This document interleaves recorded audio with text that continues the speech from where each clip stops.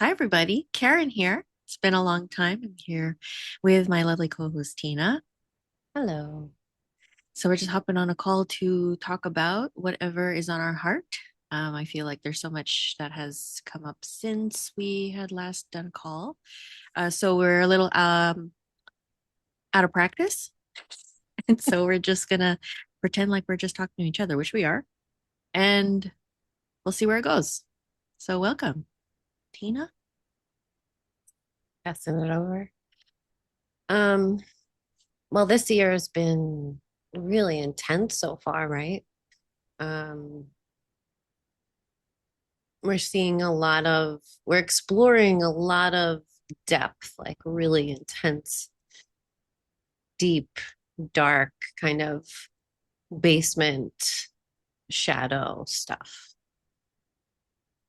Yeah. And if you think of consciousness like an iceberg, right? And everybody like knows the pictures of the iceberg where you see like just the little tippy top of it and there's a huge iceberg underneath the water and the iceberg underneath of it is the subconscious mind, and the little tippy top piece that you see above the water is our waking consciousness. It's what we're talking to each other with right now in the beta brainwave state, like just um, awake, alert, um, able to engage in conversation. But there are different levels to the brain and there are different levels to consciousness. And so when we're exploring consciousness, we're looking to see what's under the water. What what do we not have access to in our everyday waking state? That is the whole entire point of what we do, to see what's hiding out here under the water that we can't see, that we don't have full access to until we start to take a dive down. Yeah, true. And there are layers to that. So it's like we start just under the water and then we start diving deeper and deeper and deeper and deeper and deeper and deeper and deeper.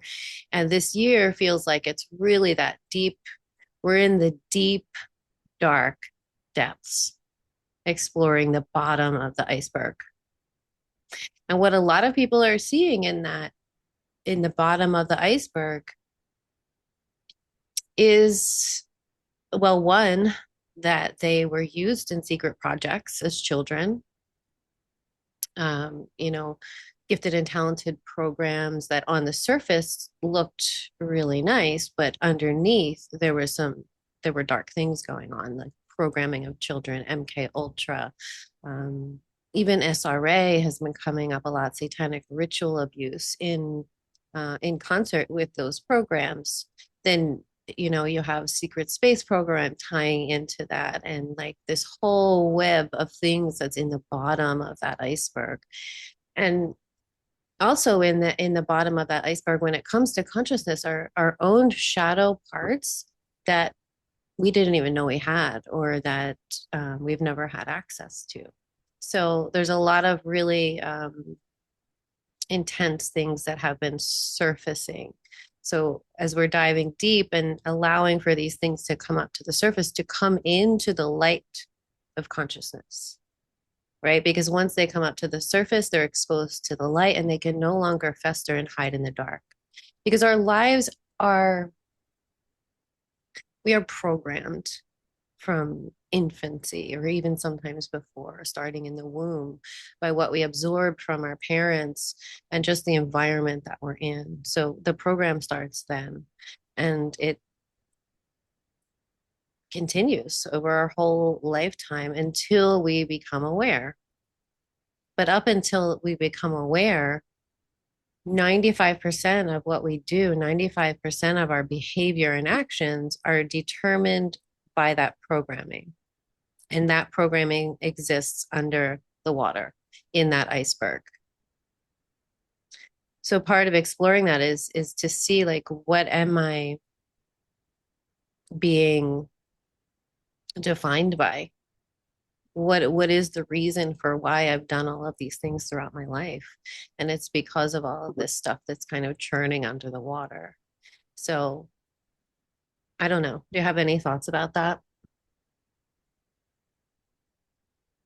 Well, there's a lot to reveal, even for I speak for my own self and how I've had to uncover a lot of parts that have been coming through. Um, Even things that are manifesting physically, even as simple as knowing my daily routine and knowing that I lock the front door and waking up and the door's unlocked, or going to my car and the door's unlocked. Like, and I had to, like, to the point where I have to keep track of my odometer. So what could that mean? Well, it could be a number of things, Tina. Um, could be an altered state of being. So a part of me that has been programmed. So the way that we describe it or to our clients is, and how I understand it, is that we have a core front self. So whoever who is speaking now or whatever's speaking now that we're conscious of. And then an altered state is like, if we think of ourselves like a revolving door. So when the door turns, another aspect comes forward and then we go to the back. Our core self goes to the back. And whoever's there in the front is the one that's running the program or running your physical body. It could be physical, right? Like in this case that I'm speaking of, because I am talking about physical things. Um, However, there are other layers to it, but I'm just going to keep it for simplicity's sake for this example, that you can come into an altered state. So, how that can happen is you can be triggered by either trigger words, maybe frequency weapons. Um, what are other examples, Tina? Like, Smells?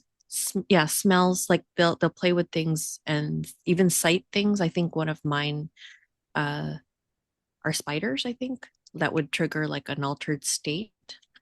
Um, and at one point, like when I was being like, when all my alters were coming forward, I was seeing tons of spiders in my apartment. So it would always be like glitchy.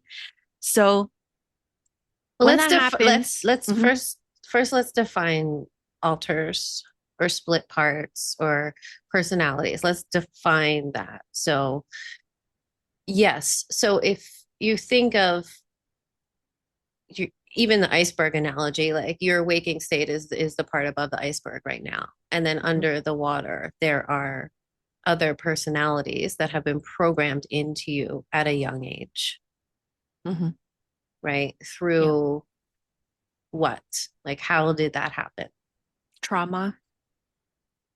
So you get traumatized either just in life or Like purposely done regular to you. waking 3D life, where you have an abusive family member or something like that. Yeah. So you get traumatized from that. And then there's a part of you that splits off. So if you're this core, this piece gets split off from the trauma.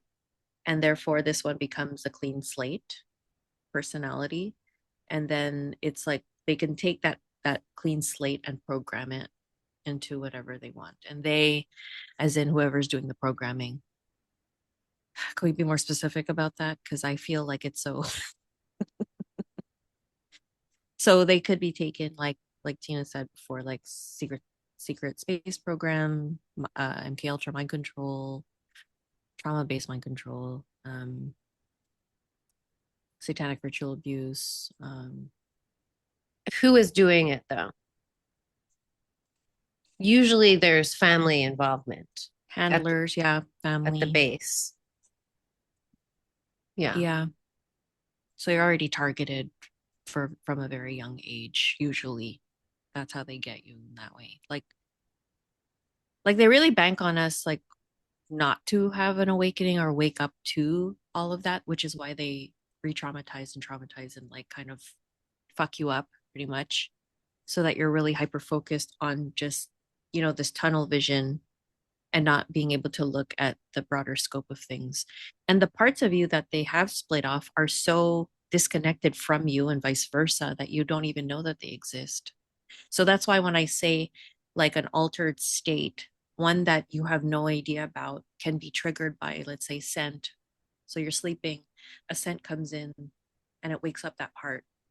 So my front self is still asleep while this part wakes up and uses my body to go up, go through the door, get my keys, go to the car and drive somewhere, wherever. I don't know, whatever they're doing. And then come back, go to bed, put me back in bed, and then I wake up like nothing happened. And I'm freaking tired and I don't know why. Or I wake up with bruises on my body, like, Right. There's no memory of what you did. no. Right. So these are split consciousness programs, and there are many different forms of that. That's one of the forms. That's one. Yeah. Yeah. The other form of that is where they can split you off, split that part, but actually take it out of the body Mm-hmm. into put you in a clone and put Mm-hmm. you on a mission off planet or even on planet for 20 years or so, and then whatever happens to that clone, that or it could go even past 20 years. It could be for a lifetime, you Yeah. know. So there are many different ways that they do this, and it starts, like I said, it starts in the womb sometimes, and there are layers to uncovering and remembering. So actually remembering is like bringing your parts back together, like understanding and knowing what has happened to you, and then um becoming aware. So you become aware of your parts become aware of you, and then the healing process begins and occurs. Yeah. So you could just break down the program. So what I've done is I've gotten to know parts or these alters or call them back and they come back into my field and I can communicate with them telepathically or and they could tell me what my trigger is or kind of give clues about it. Yeah. So a lot of times how this manifests is through the body, pain in the body, symptoms in the body. Before we logged on, we were talking about your hair and what happened there. Do you want to talk about Yeah. that? Yeah. Last November 2025, I started to lose hair. Like I had like a bald patch almost like right here. It's pretty thick in, like it was like a good dollop. No. And I went to the doctor and she told me that my skin was pretty much dead. Like it would never grow back again. I had to just accept that I had alopecia. And if I wanted to maybe try to go, she would recommend me to go to dermatology and they could give me like those steroid shots. And I'm like, no, it's fine. I'll just grow it myself. That's pretty much what I told her. I'm like, I'll grow it myself. Yeah. So, um, in that process, like what I did, I used like a pretty hefty magnet just to, in case that there were any implantations that were done there. Because it was like pretty much like this size, it was pretty big. Yeah, and there was no hair there like whatsoever. It Like was it the was skin dead. It was bald. was, yeah, it was smooth. There was no, you couldn't even feel the follicles. Yeah. So I think that's why she's like your hair, it's dead. So um yeah, I used magnet just to pass it over, just to turn off like any magnets or Implants. just yeah, sorry, implants. And I used like this really good like shampoo that Tina found. What's it called? California Naturals. So that I used that and I also did a lot of visualization and just imagine that like that bald patch was like a fresh soil. Like I was putting fresh soil on there and then put a lot of seeds to replant and I just kind of let it go. I said, I'll let the body, I told my body, I go, you know what you need to do. So I'll water it and take care of it every day. And I trust that you'll just let it go. And I didn't even look back. I accepted it that if I was bald, I was fine with it. If there were going to be other manifestations of baldness on my head, I was ready to shave my head. I didn't care. Like I have no attachment. So I was like, okay, we'll see. Like we'll play a game. And then yeah, like 6 months later, I just happened to look. It's not like I looked every day. I didn't obsess about it because I really did not put so much weight on it. And yeah, and it grew back. Like you can see how it's growing. Like it's right here. It's all it's all baby hair now. I'm just glad it's not white. Like I had a white patch of white hair. But yeah, no, it grew back. So around that time too, there I was having and experiencing a lot of altered states. I guess they were all coming through around that time. And with that also comes body memory. I'm not sure if there were any physical abductions or anything like that, but it could be my body remembering um, being in, let's say, spaces that have a lot of radiation, for Mhm. example, or I don't know, weapons, implants, procedures, experimentations. Like, Mhm. I think we were also looking at like child parts that had like, gone through electrodes and electrocution and Yeah, that kind you of had a stuff. couple memories like that surface where you remembered being in like a laboratory or like hospital like environment where things like that were happening. And that actually, a few of our clients also had memories similar to that, Oh yeah, they where came forward after the fact, like or like around the same time, things like hmm that were coming through. yeah, Yeah. yeah. So that's how, so yeah, the body stores everything. So even if the Mhm. mind doesn't remember what happened, the body remembers.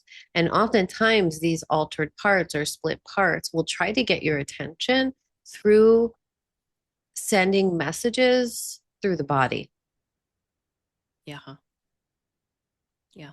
The body is, it's hard though for me personally, like to kind of understand like when it is memory versus if it really did happen. Because sometimes it's like when it's so acute and really obvious, like you wake up and you have all of these body aches. Hmm It's kind of hard to be like, is that a memory or did I really go through a tunnel of death? Yeah. Like, did they bring me through? Like, I don't know. Like, I still don't have the answer to that. And it's not like I'm really seeking it because I'm, I am trying to keep track of dreams. And sometimes not having dreams for consecutive days is a clue itself hmm because maybe I'm not sleeping and I am out there elsewhere doing something. So I'm not sleeping at all. Right. So I don't know. I just kind of like take it with for whatever it is, and we're still learning about it. But I think we've developed or gathered a lot of data in the last few months about ourselves and like our parts hmm and the different bodies that they give us, like or the alterations or the body. I don't know, like waking up with a different body. Yeah, that's what it feels like sometimes. Yeah, Hmm. there's a lot of strangeness going on the last few months for sure. Um, and one of the things that has been coming up too are these like in the depths of that iceberg, like yes, when we have these split consciousness parts, sometimes they are self-formed Mm-hmm. and they often act like entities. They can act like entities. So if a child is undergoing severe trauma and neglect at home, in the home usually, the only way for that child to survive, because they can't fight back, they can't run, they're stuck there. And so the only way to survive is to leave, to exit the body, to escape from the body and into the mind. But in doing so, that splits the consciousness. And these parts can split off and they start kind of like a little seed. You could imagine like a little seed. And then that little seed, because the child is not safe to feel their feelings, right? So they're scared, they are angry, maybe about what's happening, and they can't express that to anyone because that will, increase the abuse and trauma that they're undergoing. So the only thing left to do is to put that, fear and anger into that seed. And that seed grows over time. The more that fear and anger is suppressed and fed into that seed, the bigger it gets. And it gets so big sometimes that it forms its own entity, like its own part. But it's Yeah. it's not an actual dark force entity outside of self. It's part of the self, but it's actually malformed. And oftentimes these parts, they can look very malformed. Huh. Um, they can even be animal parts sometimes, or um, look very old and wrinkly and bald, or like just have a little bit of hair and just like skinny, and you could tell they're not well. Yeah, they're And degraded. yeah, they're degraded, and they can often form what look like entities, like dragons or like griffin like entities. They can take on those forms. And what happens over time, and when you get into adulthood, is that these parts, they act independently of the self. Mhm. So they act as if they are an entity, because at this point they are pretty much a separate entity, because all of the anger and fear and trauma have been fed into this being because Mhm. it had nowhere else to go. Mhm. And so because it's fed into that being now exists as a protective mechanism Mhm. for that person, and is very resistant to any kind of healing. So if that entity, that part of self, ever feels like it's under threat, it can attack people. And it does. This is why oftentimes people that are in relationships with narcissists, why their health declines, Mm. because this entity is operating in the background and constantly attacking that person as a threat. Yeah, true. Yeah. Um, so what needs to happen? So the core of, even though this entity, this part of self, this unconscious part of self is very angry and is lashing out, really at the root of that is trauma, is sadness, is fear, and all of those things. So it forms this protective entity. So we do that. People do that. And then these entities act out on behalf of them to in their minds keep them safe, but they're actually keeping themselves safe because Right. they don't want to change, and they're afraid that they're going to be dissolved and not exist anymore. Right. Yeah. So those kinds of parts, they take time. Like they need a lot of time and space to come into the understanding of how they were formed, and that just because healing is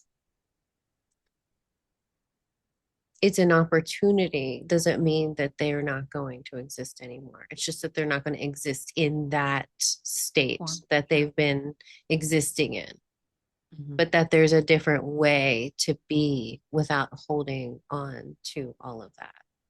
So it's kind of like unpacking that seed and everything that has been fed into it over a lifetime. And, that sometimes takes time and understanding too, because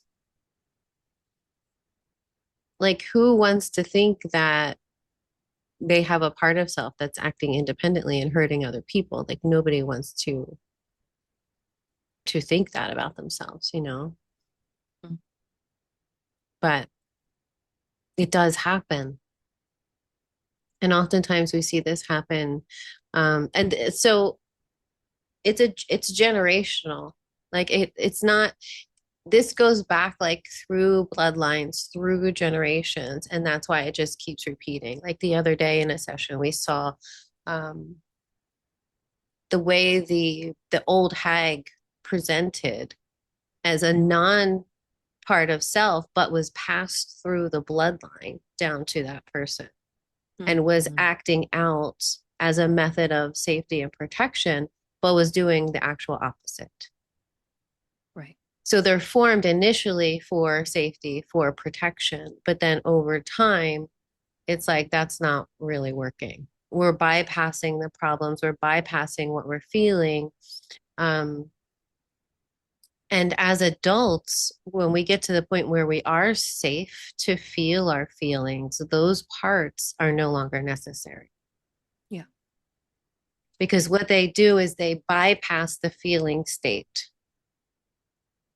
Because as children, they were never safe to feel. So then we carry that program into adulthood. We're not safe to feel. So all of that needs to be channeled elsewhere. It's like taking it and putting it elsewhere, and that grows into this thing. Um, Well, you learn how to deflect it and yes. channel it elsewhere so that it stays away from them actually internal like feeling and yeah, it just shuts off the whole emotional body pretty much. Right. And then like pretending everything's fine. Right. I'm Yeah. just gonna like shut this off and just pretend everything's fine. Yeah. Yeah. But the thing is that we also have to like what's really important by that method of saying like pretending that everything is fine is that you could go into that space of mental denial, but what your body's emitting is completely the opposite. It's so aggressive and it's strong. So you have to be very aware when your emissions are active. Your emissions. Your your energetic emissions are like Yes. really active and aggressive. Like they're shooting outward. So you're not feeling any of that because it's pushing away. Your body's in a numb state because like the emotional body is completely off.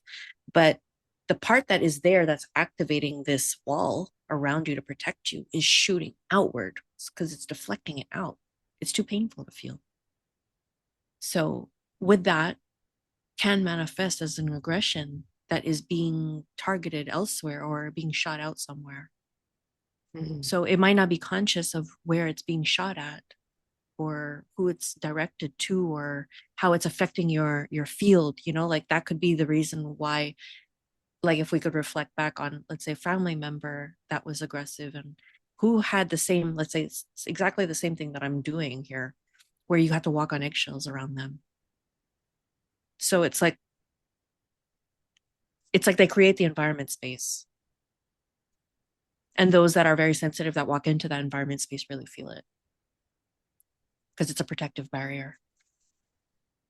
So what we're seeing there is the disconnect between what I'm saying and presenting to you and what I'm actually feeling deep down inside that I can't admit to myself or you.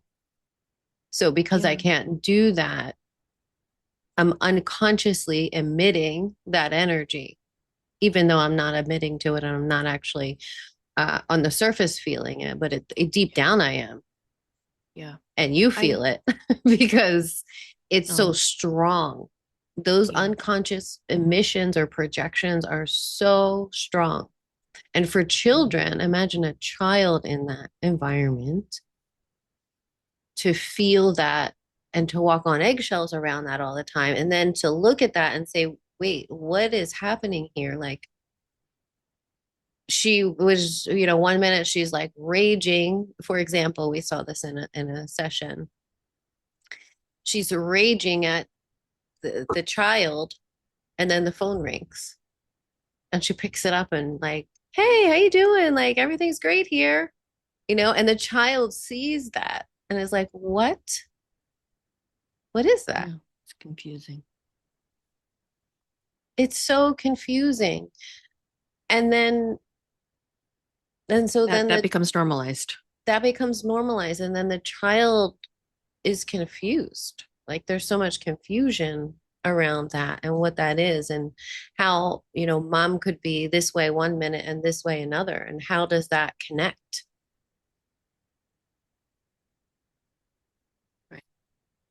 And how does that translate into a little body and mind? What program is that that's being downloaded there by watching, witnessing, and then how it manifests later on in life when it becomes part of the iceberg under the water and as Yeah, an automatic program. right. So we inherit these programs from our parents or caregivers, and then that becomes a part of our own unconsciousness, passed down through those inherited patterns. And then we become just like that. We're doing the same things without maybe even realize it. And sometimes we do realize it and we're like, where the hell is that coming from? Why am I just like her? Even though I never wanted to be like her. But I see those same traits in myself. Mhm. And that's because this pattern was inherited, because as a child, we are literally like sponges. The brain, the subconscious is like a sponge. And whatever is happening in the environment, we are absorbing into ourselves Mhm. and they become our own. Yeah. Yeah. And so later on in life, when we start to explore, right? We start to heal, we start to look at our patterns and say, you know, why do I behave this way? Why do I feel this way? And we start to track it back. So it's all about tracking. Where do these programs track back to? And once you find the root of that and you look at it and see it clearly, it's really just awareness. Like awareness is key. Once you shine the light of awareness on that, then the rest kind of becomes easy because you Yeah. see where it comes from. And then the next time it happens, you can make a different choice. Exactly. You're reprogramming or like uninstalling a program slowly and recreating like new neural pathways to something different, like creating that choice. Right. Yeah. It's really fascinating the way that the mind works and how these patterns and um, threads of consciousness connect back through our own biological family and then back through the generations and how they're formed, and not just in from this lifetime but other lifetimes and how they feed into that as well. It's really fascinating Yeah. to walk with people through uncovering that, and just like the aha moments they have when they see it, and they like Yeah. finally can see it like clearly. They're like, oh my God, I can't believe I was doing that. Yeah.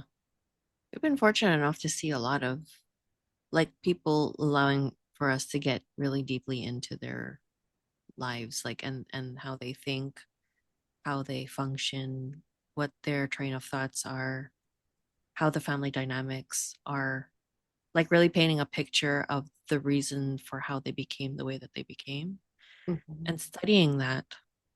And usually, like, our because we see it so often, it's so easy to predict what the behavior is, how it's manifesting, where it's coming from, what entity is attached to that, how old that part is, who gave that program. Like, we could see a lot of that. I don't think people understand how much we've been studying human behavior and entity profiling and how they work in tandem. And like we could see things very clearly, but it's very hard for a client or just anyone in general. And I speak that for myself too, like even in my own self-reflection of understanding and going deep into it and seeing like tracking and tracing it back where it Mhm. came from. Mhm.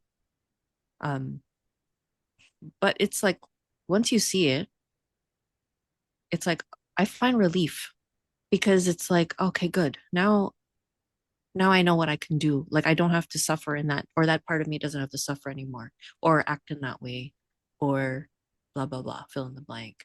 Doesn't have to be mad anymore or sad or whatever.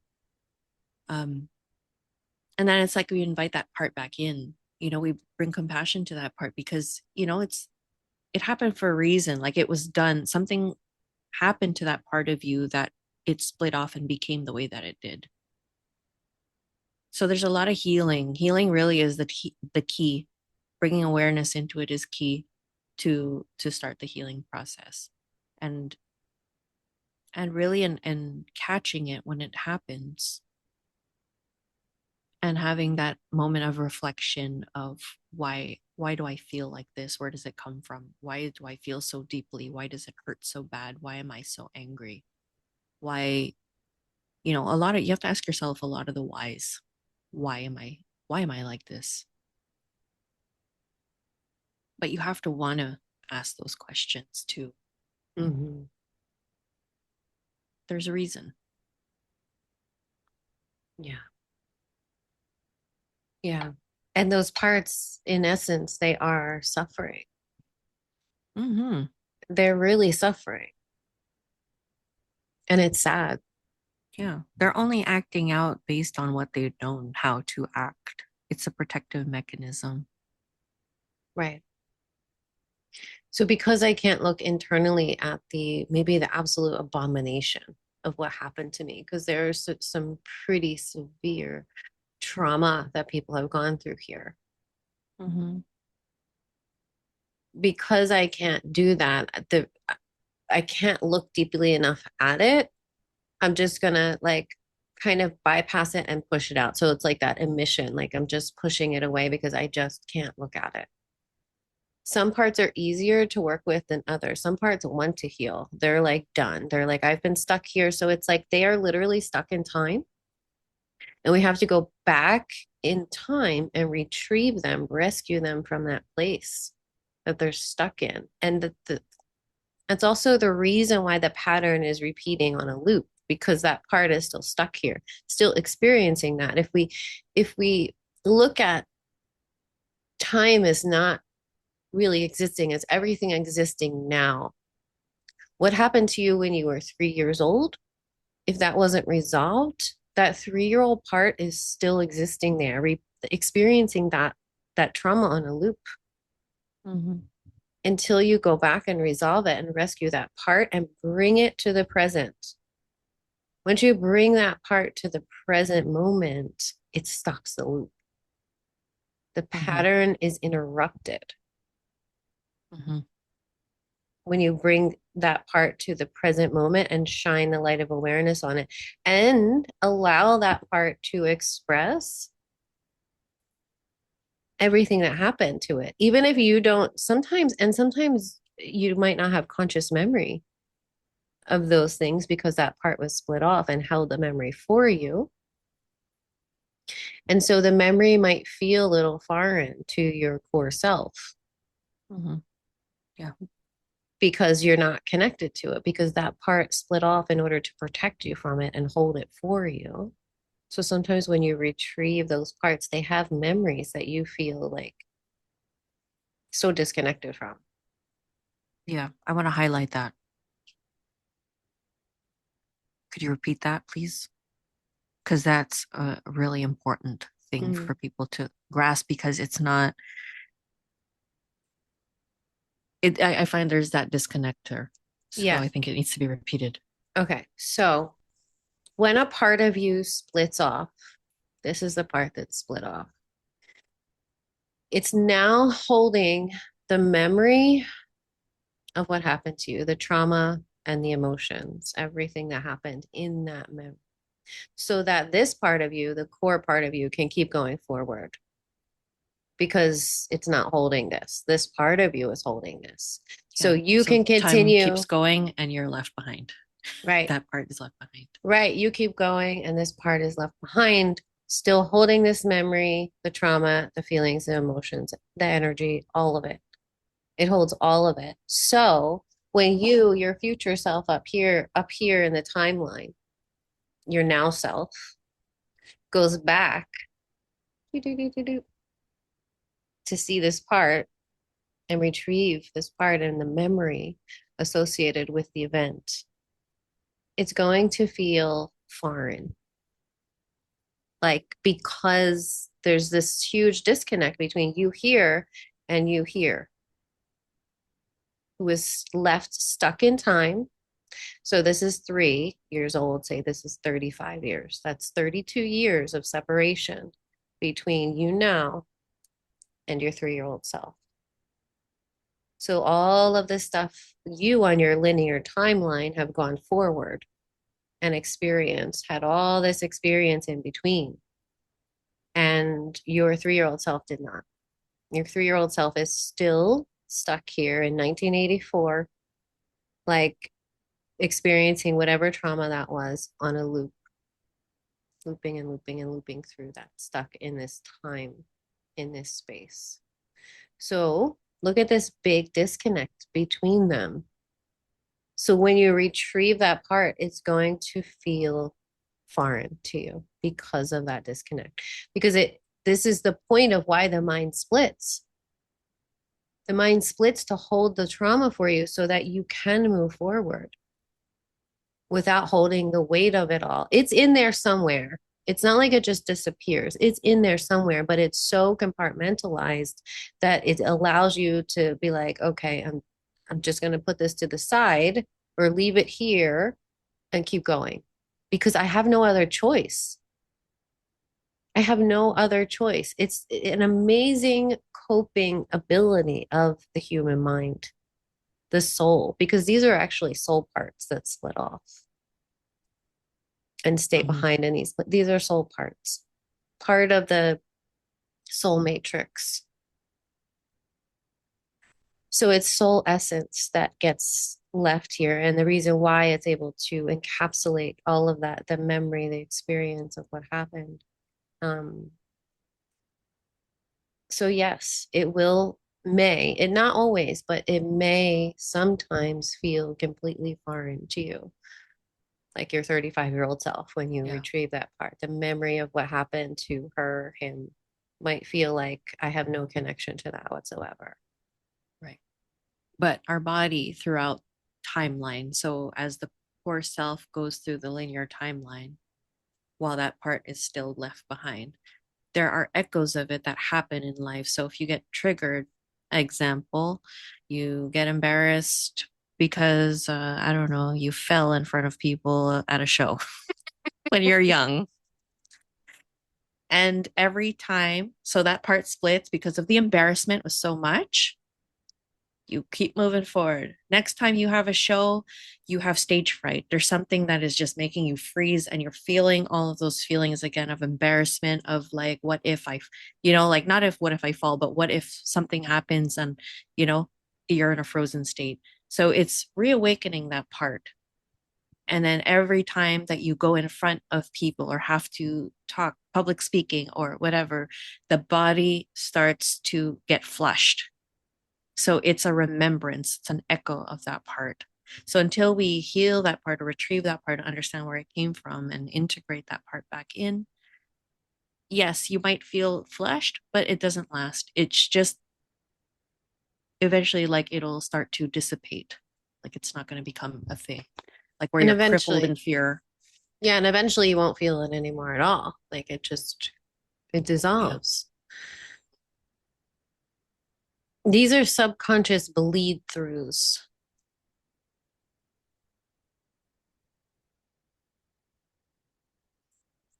Echoes. I like how you called it an echo. It's the trigger that happens in the now moment.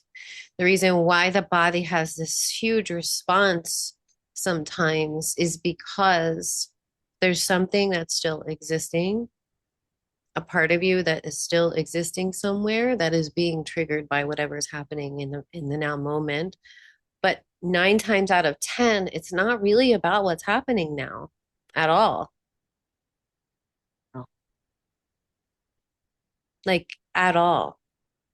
But it's a remembrance of what happened in the past because that part of you is still existing under the iceberg. It's like buried way deep down in the iceberg. Yeah. Yeah, it just hits that vulnerable spot, kind of like that game Operation,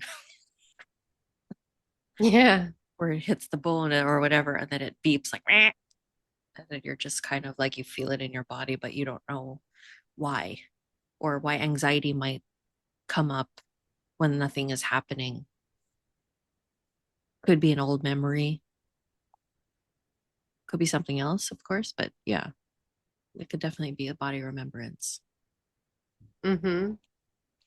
Of I think that that was a good example of like, of being in a show and tripping and falling in front of people or being a really young child. This has come up several times in our work with people of like young children wetting themselves in school and the Mm-hmm. embarrassment of that. So Mm-hmm. literally carrying that wound into late adulthood, not realizing why am I so scared to be in a group or to talk in front of people. And it literally relates all the way back to that and being Yeah. maybe embarrassed or um, yelled at by from the teacher or whatever the case was, that carries through. Mm-hmm. Yeah. And it's felt in the body, like you said, like it's all connected. Like you can't treat the mind and body and soul separately. It's all connected. The body is Yeah. always bringing you messages, speaking to you. So if you have pain in the body, there's a reason for that. The body is telling you something. And your job is to figure out what is the body telling you? Is this a memory? Because a lot of times memory will come up through the body and create different symptoms like hair falling out or I don't know, pain in your knee or pain in your hip or back pain. And these, once you go in and investigate and talk to the pain and figure out why it's there and what it needs, and it usually just needs you to validate what happened, it will go away. Like the pain will dissolve.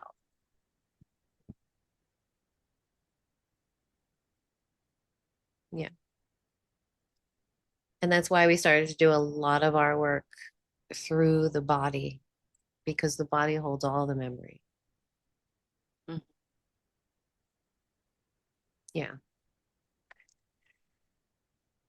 Yeah. So this year so far has been really deeply diving into the unconscious and looking at the shadows and the patterns and how this projects forward into present time.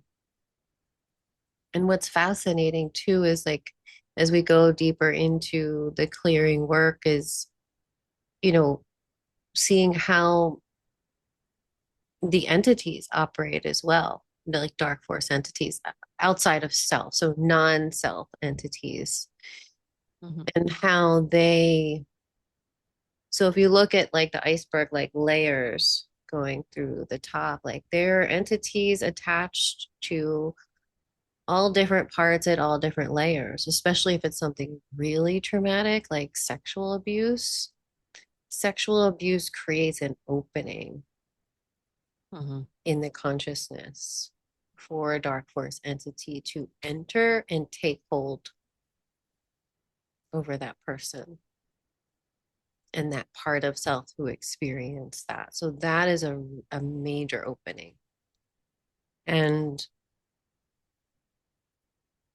those are the ones that are a little bit more difficult um, to clear because you're dealing with the part of self that experienced the sexual abuse. So there's a lot of healing that needs to happen around that. A Mm-hmm. lot of forgiveness. Forgiveness, not in like I'm excusing this other person, but I'm releasing it. Mm-hmm. I forgive it, like as in I'm letting it go, I'm releasing it. It doesn't have a hold on me anymore. And once you get to that point, the entity will naturally dissolve and fade away because it no longer has a stronghold over you because it wants you to stay in that despair, in that anger, in that rage, because it's feeding off of that. Mhm. But once you come to a place where you can let that go and forgive it, that entity has nothing to hold on to. So this is what people don't necessarily understand about entities is that the trauma comes first Mhm. and then the entity attaches. So the trauma creates an opening for the entity attachment. So the way that you clear entities permanently is to clear and heal the access point,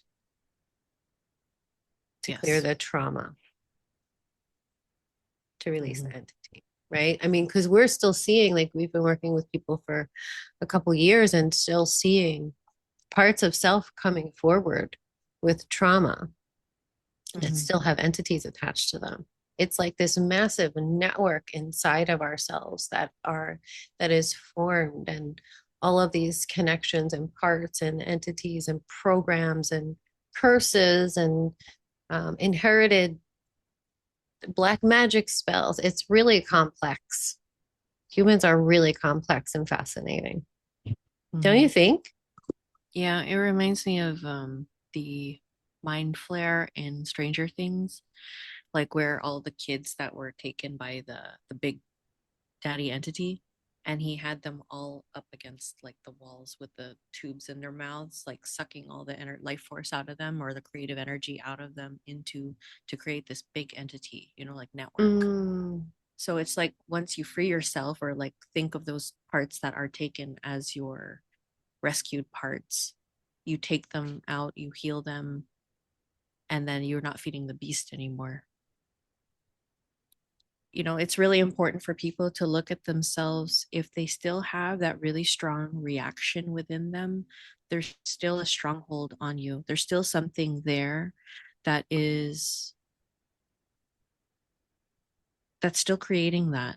Because usually when you're pretty well into yourself and know all your triggers, understanding your triggers, knowing when you are being triggered, for one, without the reaction becoming so automatic and in the forefront, you'll be able to catch it, troubleshoot when it's happening live, saying like, okay, that really something stunning me right now. And let me just see like where that's coming from, because it's definitely a part that's coming forward. It's a part that is being stung right now by what's happening. And so instead of lashing out, as we had talked, we have to go in and see where that part was created, where it came from, what happened to that part. Because again, it's just lashing out of protection, self-protection, but there's a reason for it. So we have to go in. And then once you're able to heal that, then if the circumstance happens again, you're not going to be as reactive. It's just going to be like, okay, I get it. Like you'll be able to see clearly, feel yes. clearly, understand what's happening, because the wound is not it's not open anymore. It's being taken care of. So that was like a really big one, like because people could be very reactive. You see it in the world everywhere. Like it's demonstrated everywhere. So until that wound or that reactive state is finally like taken control of, it's not going to happen. You're not feeding the system. You're not feeding that entity. You're not feeding anything. Right. So people want to know how that they get out of the soul trap. Good luck. It's a lot of work. It's a lot of work, and you have to want to do it. You have to want to see. A lot of it is, yes, it's not to discount what happened to you, but there comes a point in time where you have to take accountability for how you were programmed from it. That's the only way to free yourself from what happened to you.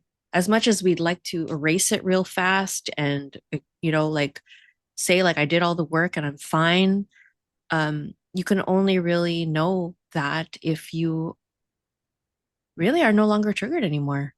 Like And all that to say is that it's possible. It could become very less. It's not to say that it doesn't happen, but it's not going to be so consuming, all consuming, where you lose sleep over it. Your mind is going like a mile a minute. You're stewing. You're angry. Like it's and I get that. Had that. I've had that, but I don't have it anymore. Not to that point, like where I'm like obsessive or angry for days. Like I'm being and staying like a victim. Like I remember that victimhood, like just angry. But I mean, after you get to see yourself, like you look at yourself, and it is hard, like to want to go there and to see it. But fuck, I'm not anywhere close to that suffering. Like it's so much more free, like especially when you get the results and just working, you have to work at it. Really, your goal is, what is your goal? It's like, do I want to suffer anymore? Yes or no? No, I don't. So I'm going to do the work as much as possible so that I'm not suffering anymore and that I'm not hurting people around me anymore, unconsciously or consciously, whatever, however that manifests. So how do you get out of the soul trap? You have to know yourself. And 1 million percent. you have to know yourself and you have to heal from the trauma enslavement program.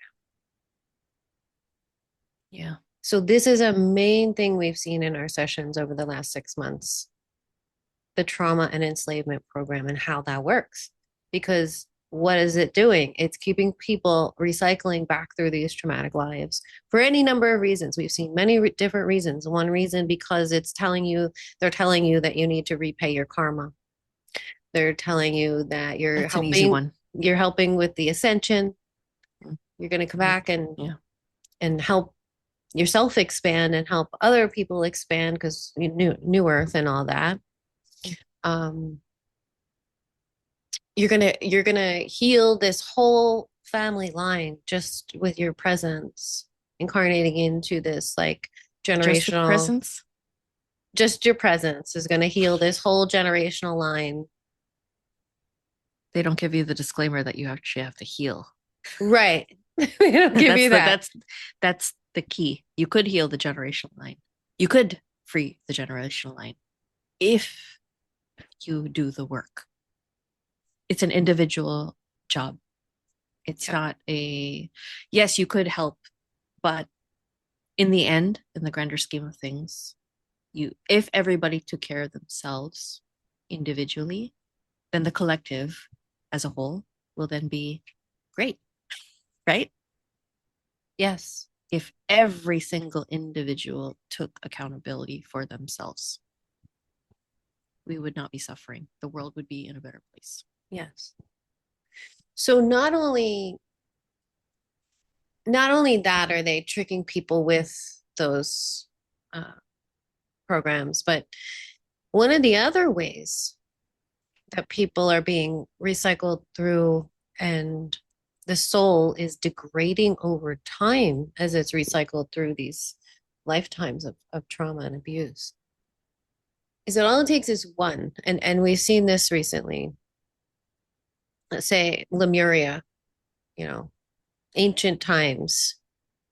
This person died enslaved in a prison cell. And so the soul, because it died in that way, and so I mean, you can die in a prison cell and be an enlightened ascended being, but this person wasn't. She was in despair, feeling victimized, powerless, helpless, hopeless, all of those things, disconnected. So when the soul leaves the body in that way, in an already degraded state, it's not going to naturally go into the higher realms. It's going to get, down. yeah, you're rolling or down you're into the lower astral. It's or all you're about, staying here. right. It's all about where you're a match to vibrationally. What are you matching to when you leave the body? Are you leaving the body carrying despair and hopelessness and powerlessness and anger? And sadness, like, are you leaving the body in that state? Because if so, you're going to get stuck in the lower realms. That's the trap. This is the trap. The trap is they lower your vibration so much that you can't make it out because you don't have the strength. You have to be strong when you leave the body, spiritually strong, mentally strong, emotionally strong. But if you're leaving the body carrying all this baggage, you're not going anywhere. Like, that's the point. If you have entity attachments, you're not going anywhere. They're going to drag you down because entities aren't attached to the body, they're attached to the soul. Mhm. And they don't just pop off when you leave the body, they stay. Yeah. They stay. They And stay and they keep that resonance, and then they'll manifest things in that resonance for you to keep to stay here. right. And so the person who died in the cell, the soul leaves the body and it's just dragged through this dark hallway and into more lifetimes, just repeating more lifetimes, degrading more each time, every lifetime of repeating this trauma and enslavement program until Mhm. one day you wake up and see what's been happening and say, I'm not doing this anymore. So, in order not to do this, I'm going to heal myself. I'm going to go back and I'm going to rescue all of these soul parts that have been left throughout the lifetimes, and I'm going to make myself whole again. And I'm going to clear all the layers of entity entanglement and generational curses and blood magic that has been placed upon me, contracts. You know how many Yeah. clients we've had that have contracts with Satan himself? A lot, whether made consciously or unconsciously, because you can make a contract with Satan or any other entity by just calling out in a desperate plea for help. Yeah. And then that contract is made and you are indebted. Yeah. Yeah. People don't realize that we're like we are in Satan's world. So sometimes you might call for help, genuine help, and you might get the next best thing that's here, whatever that entity is, spirit being. This is Oh, you how, know. yeah, and this Mhm. is how a lot of children get attachments. And it's because, so if you're already in the trauma and enslavement program and you're a child born into a family where you feel like you don't belong, which is most people, at least most people that show up in our sphere feel like they don't belong. So they feel alone, they feel isolated, they feel like nobody understands them. What am I even doing here? What is this place I'm in? This isn't right. All of those things. And many times, what will happen is that entities will show up for them and befriend them, act as their friend, Mhm. gain the trust of the child. And over time, they become like friends to the child. They do cool things with the child and maybe take them for a ride on a spaceship, or they're just there to keep them company.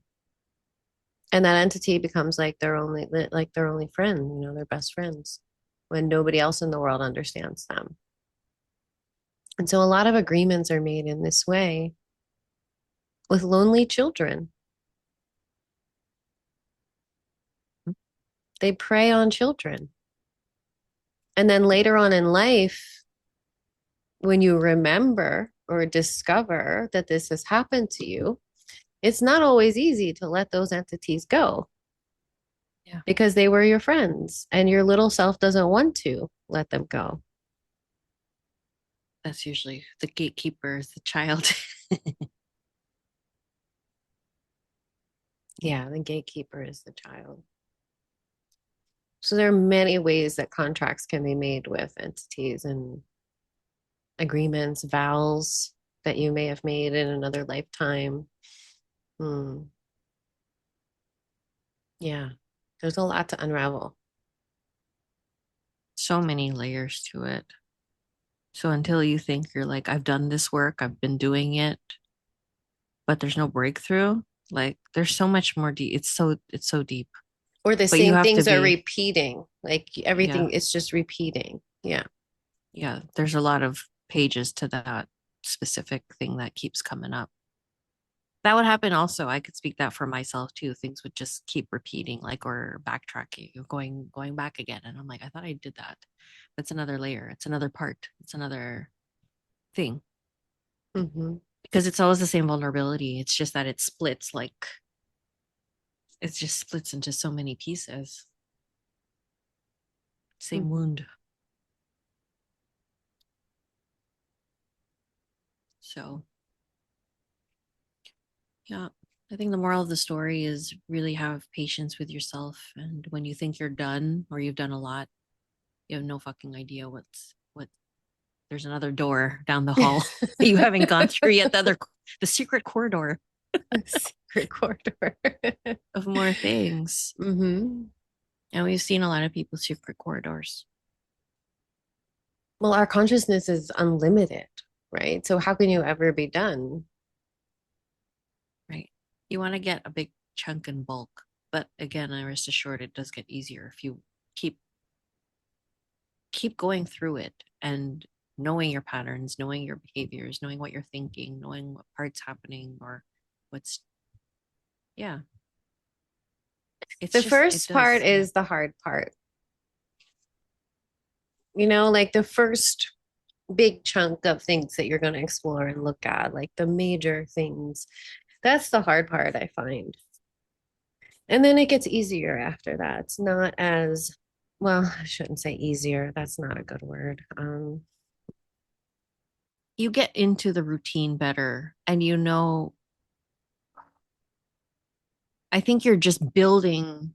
I feel like you're building yourself. The foundation is getting stronger and stronger and stronger, which is why sometimes, yes, it feels like it's never ending, but it leaves it deeper for deeper shadow work to be done because your foundation is strong as you're going through it.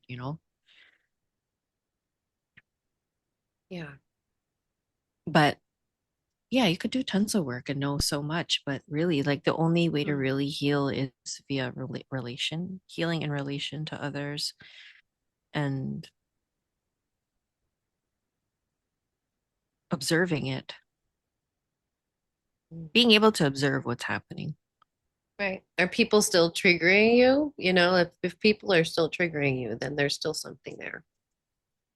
Hmm. And I think what I hear you saying is like putting the theory, because we can know a lot, right? Like we can have a lot of knowledge, but not be putting it into practice. So putting the Yeah. theory into practice, actually putting those tools into practice in your everyday life, that's where the healing is. Yes, like you said, it's in your relationship to others that you're going to heal the most. And doing your own self exploration, knowing yourself so that you can know why and how you're responding certain ways to certain people and why certain people keep showing up in your life. It's Yeah. because there's something there that's unresolved. Because the subconscious is always trying to resolve its wounds. So it will keep calling in the same experiences over and over because that's how it works. The outer reality is a projection of the inner reality. It's projecting and spiraling back and forth. And so if those same experiences are repeating, it's because there's something internally that needs to be resolved. And once that's resolved, that interrupts the pattern and that thing stops repeating. Hmm. Yeah. Yeah. Inner turmoil is a call for you to go inward.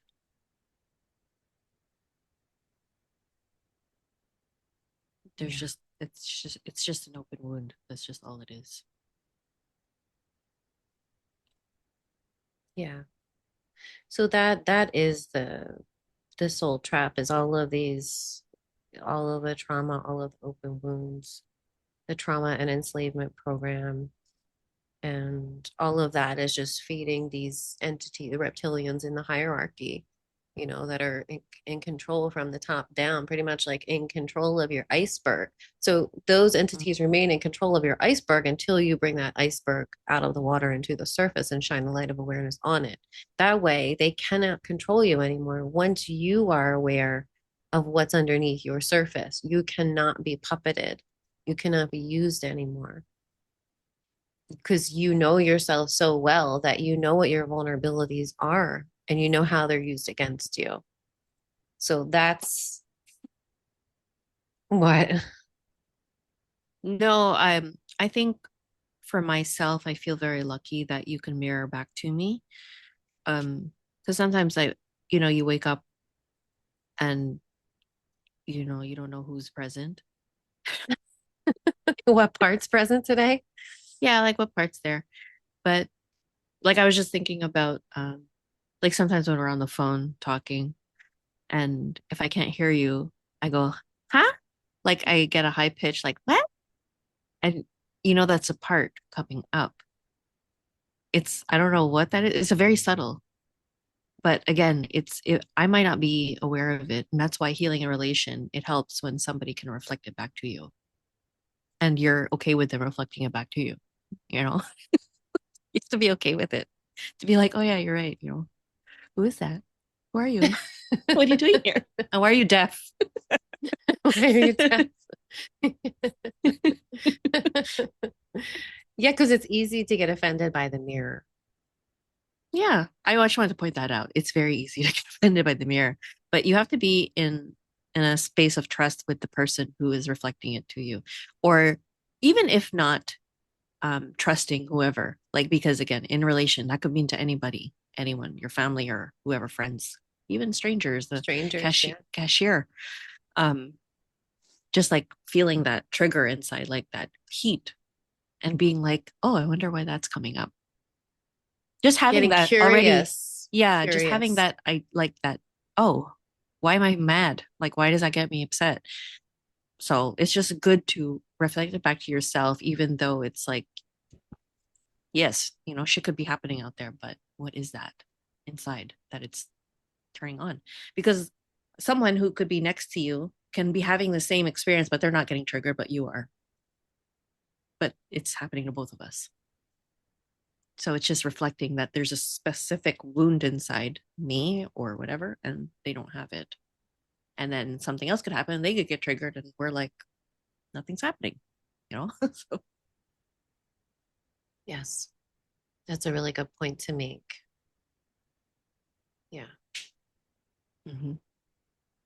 Yeah. And using everything as an opportunity to self-reflect. And that doesn't always mean to like internalize it, but to look at, sometimes someone's an asshole to you and treats you like shit as an opportunity for you to stand up for yourself, to make boundaries, to use your voice, not like someone's an asshole to me, so I'm gonna look at myself and see where I'm an asshole. Like that kind of stuff that's where it gets A little the much. lines get muddied in that self-reflection thing. But sometimes people are mirroring to you what you need to do, not necessarily who you are, but what you need to do, and giving you an opportunity to flex that muscle of like doing something different.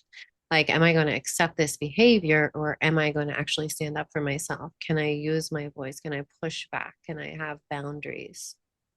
So using everything as an opportunity for self reflection and self empowerment. It's really about Hmm. empowerment.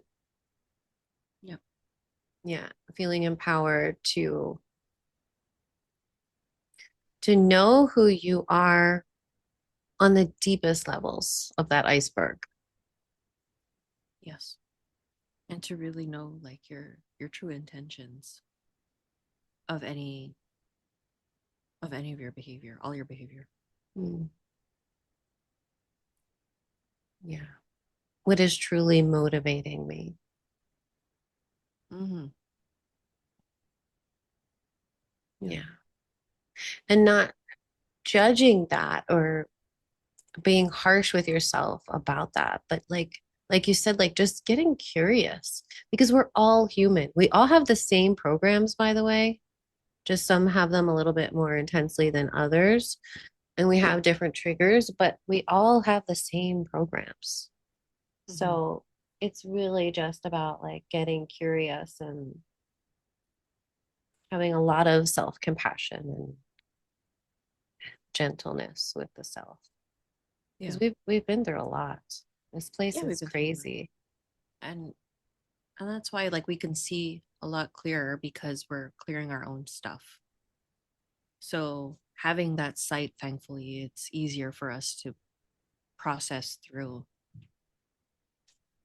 Yeah, and know, like what's exactly what is happening.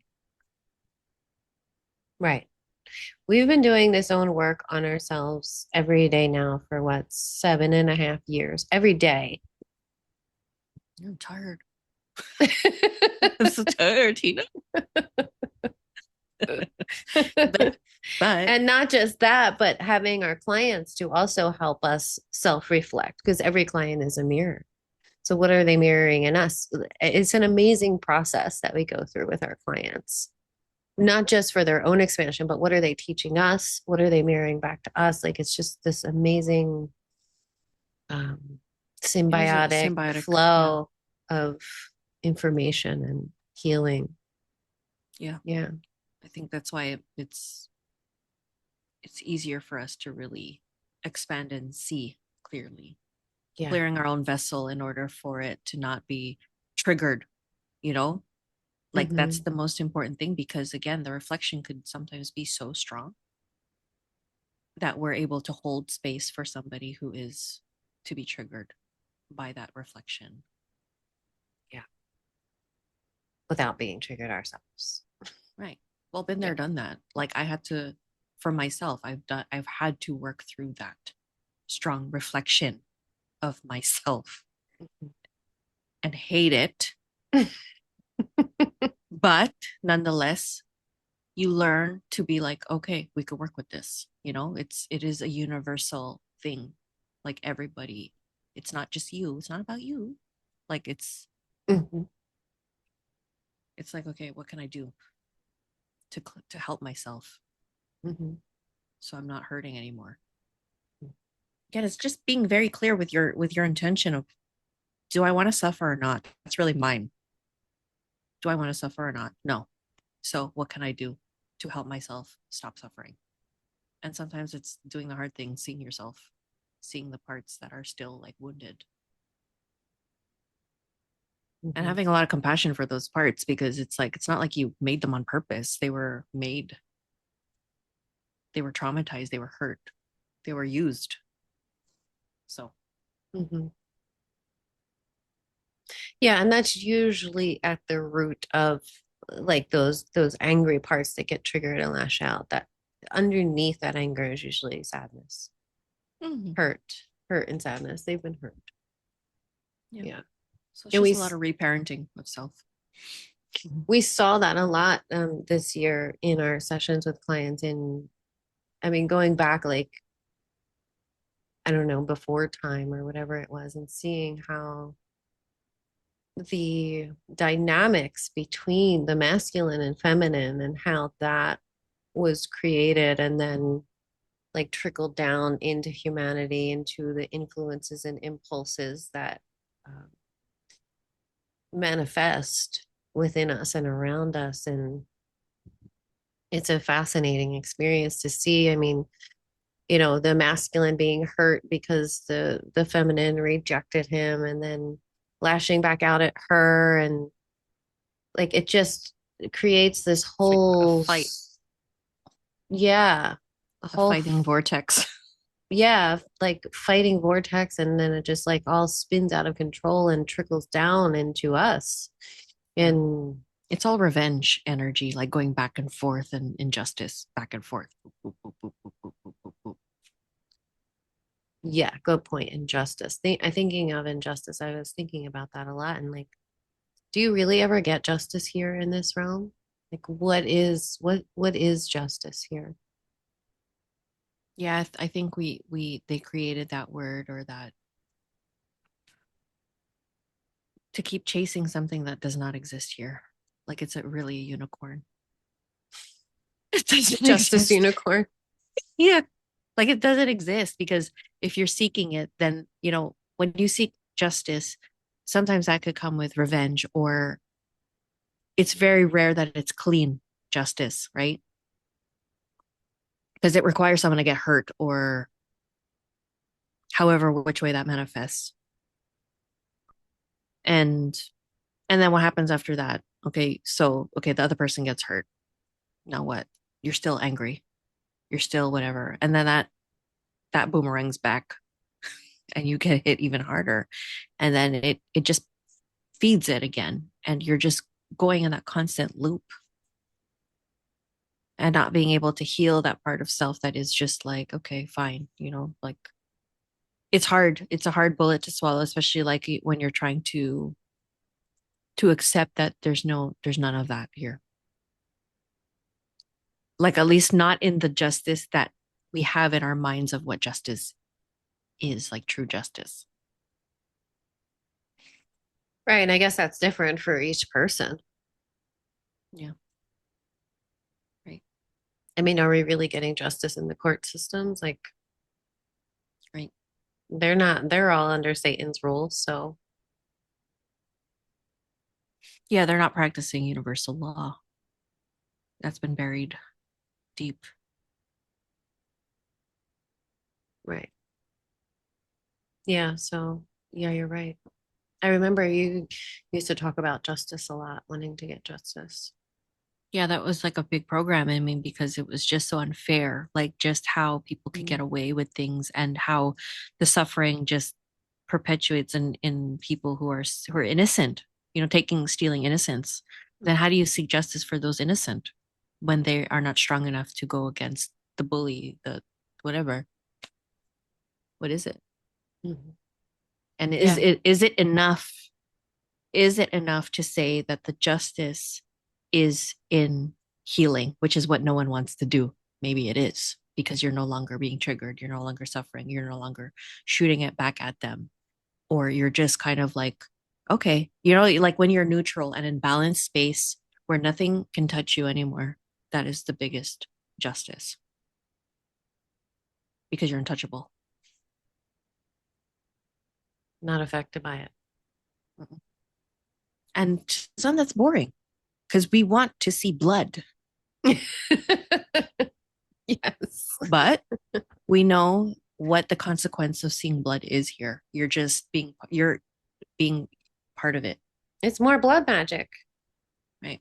You're taking part and perpetuating the same problem. So it goes back again to that original revenge or original sin or whatever it is, that back and forth of the injustices and stealing innocence back from each other and so on and so forth. It's not it's not solving. So until it becomes an internal project of self-healing, that's really where the justice is, because then they can't touch you. Really well said. Like radical self accountability. Radical, yes, underline, all in caps, bold, italicized, font 28, big. Yeah.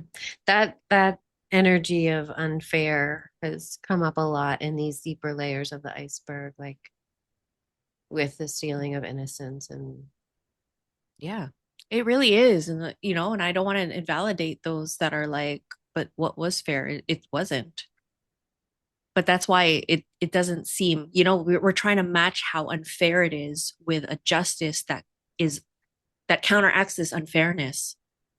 But that's not the remedy. I think that's what we're coming to the conclusion. The remedy is not to match its grandioseness. It's really in healing of self and being untouchable that way.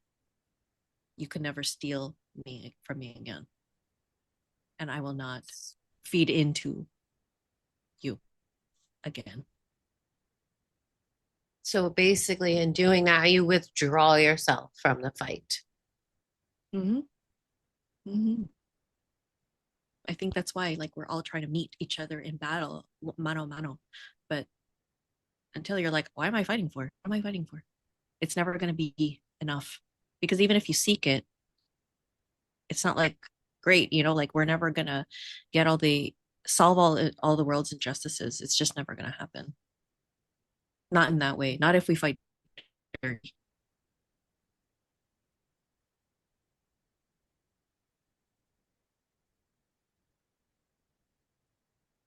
You're breaking up as you talk about this because I think it's really important. It is. Am I still here? My face funny? It's okay. You're smiling. Okay, Yeah. good. Because I think that was the most important thing that was said in this video today. Oh, okay, thank you. Did you get the message? I think it came through. Yeah. Okay, good. As long as you heard it, then it should be recorded. Yeah. Yeah. And then you become like the fulcrum or the balance point between the two sides, right? Because that Yeah. is the trauma and enslavement program. Yeah, you are the middle line of the yin and yang to hold both duality. The middle line. Yeah.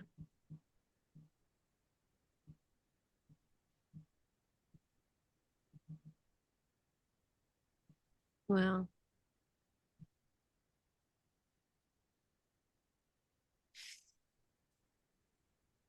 so So,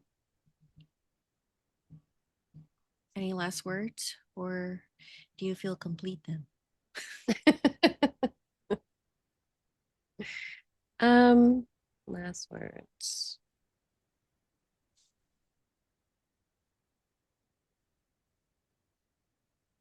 Just thank you to our clients because they're all fucking amazing.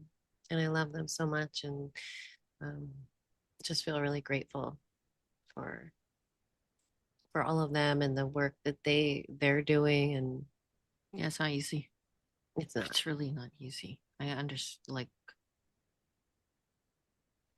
yeah. I find it's hard sometimes to hold a space, especially as we're going deeper into the iceberg because it's like, oh, what else is there?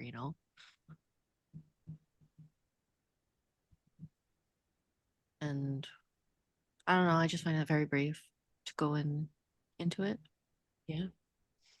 to bear I mean, witness, sit with them.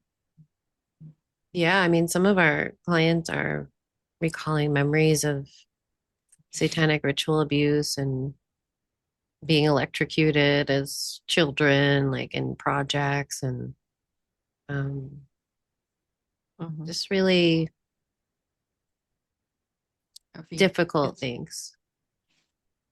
But yeah. what's amazing is that recalling those memories and healing from them completely changes the whole system and awareness. Like that's the point is that like one of our clients came in this round like I want to heal my nervous system. And so we saw a lot of her sessions were focused around these secret projects where they electrocuted her. And of course, that's going to have an effect on the nervous system, for 60 years or whatever. And Yeah, because there's still a part of her that's being electrocuted over time, like, or that's frying her nervous system over time and keeping her on a fight or flight on the edge until we retrieve it. Then we stop the electrocution. it's mind blowing, right? Like that's mind blowing. And then her nervous system feels completely different after each session. Like that is why we do what we do. And as hard as it can be sometimes, that's why to see shifts like that happen almost instantaneously in someone, Mm-hmm. it makes it all worth it. Yeah, totally. Yeah, our clients are the best. Yeah, I agree. The best. Really, really brave. Yeah.